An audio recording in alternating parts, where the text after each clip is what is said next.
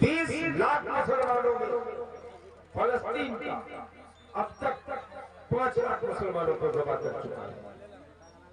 इतनी बेदर्दी के साथ बर्ताव कर रहा है कि अल्लाह की पनाह। इस्लाम में भी लड़ाइयां होती थी, लेकिन इस्लाम का कानून था बच्चों को मत मारो, चाहे लड़का हो या लड़की, औरतों को मत मारो, बूढ़े बुजुर्ग को मत मारो।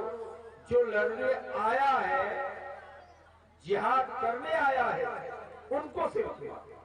लेकिन ये ऐसा हैवानियत और शैतानियत की जंग है कि यहाँ छोटे छोटे बच्चों के साथ नारवा सलूक किया जाता है, उनको टुकड़े टुकड़े करके जमा किया जाता है। और कुछ बेमान मुल्क, ईरान जैसे शिया, तुर्की जैसे शिया मुल्क ऐलान करता है, धमकी पर धमकी देता है कि हम इसराइलियों को ऐसा करेंगे वैसा करेंगे। ये बेमान आज तक एक भी पुलिस को भेजने का काम नहीं किया फलस्तीन के। समझे, एक भी आदमी नहीं भेजा। भेजा तो 2 ट्रक कफन भेजा। अरे कफन भेज के तुम क्या करोगे?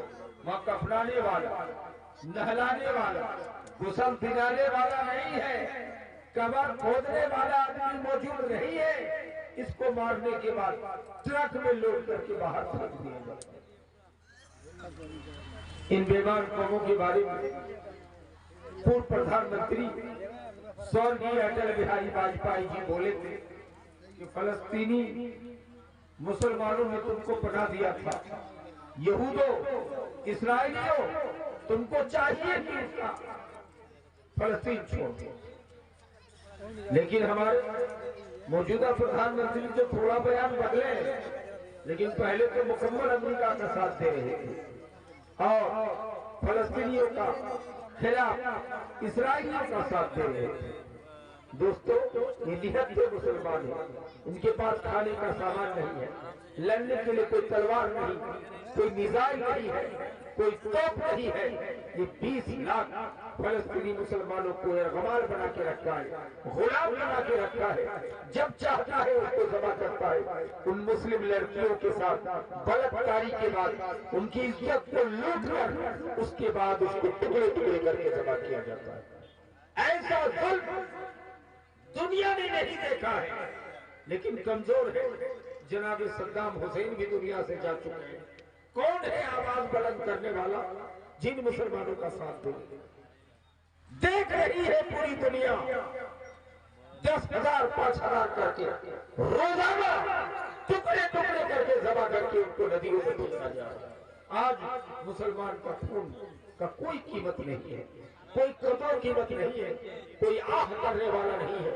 ये भारत देश के बापू महात्मा गांधी जी जो अहिंसा के पुजारी थे, उनका देश था। यहाँ के लोग भी जाकर के इसराइलियों का साथ देते हैं कि उनको मार के खत्म करो मुसलमान। क्या ये जुल्म जायज है? बच्चों के साथ, बच्चियों के साथ, औरतों के साथ जो नारवा सलूक किया जा रहा है, कोई आह करने वाला नहीं। ये हुकूमत हमको चलाना सिखाते हैं। नबी कायनात सल्लल्लाहु अलैहि वसल्लम का इरशाद गिरामी है कि सय्यदुल कौम खादिमुहुम, कौम का सरदार, कौम का मुखिया, कौम का विधायक, कौम का प्रधानमंत्री, कौम का नेता उम्मत के खादिम होते हैं, उम्मत के नौकर माने जाते हैं। लेकिन यहाँ बोलने को तो ये भी बोल रहे हैं, हमारे प्रधानमंत्री जी भी बोले हैं कि मैं देश का चौकीदार हूँ, देश का खादिम हूँ, देश का नौकर। कभी ये भी कहते हैं कि मैं तो फकीर आदमी हूँ, झोला उठा के चल दूंगा। बात बिल्कुल सही है, बोल तो रहे थे इस्लाम की बात, बोल तो रहे फारूक आजम की बात, बोल तो रहे खुलाफा राशिदीन की बात, लेकिन इस पे जर्रा बराबर सच उतरे तब तो मेरी बात। अल्लाह ने कुरान में कहा, ईमान वालों सच्चे लोगों के साथ हो जाओ, लेकिन सच्चे लोगों के साथ नहीं। हजरत उमर ने प्रैक्टिकली तौर पर सैयदुल कौम खादिमुहुम का सच्चा मिसाल करके दिखाया।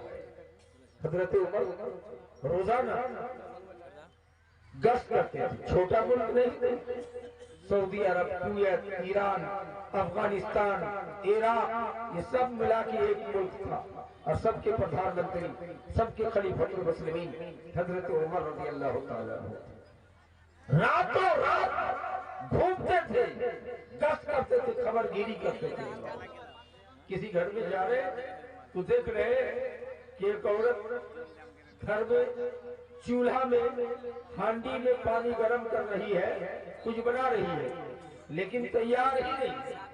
हजरत उमर 1 घंटा तक इंतजार किया, खाना बन के तैयार ही नहीं हो रहा।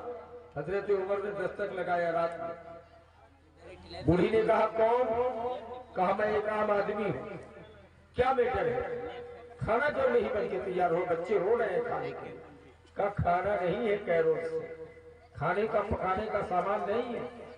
मैं ऐसे पानी रख दिया हूँ, पानी पे कुछ पत्थर रख दिया हूँ और बच्चों को दिलासा देकर के सुला रहा।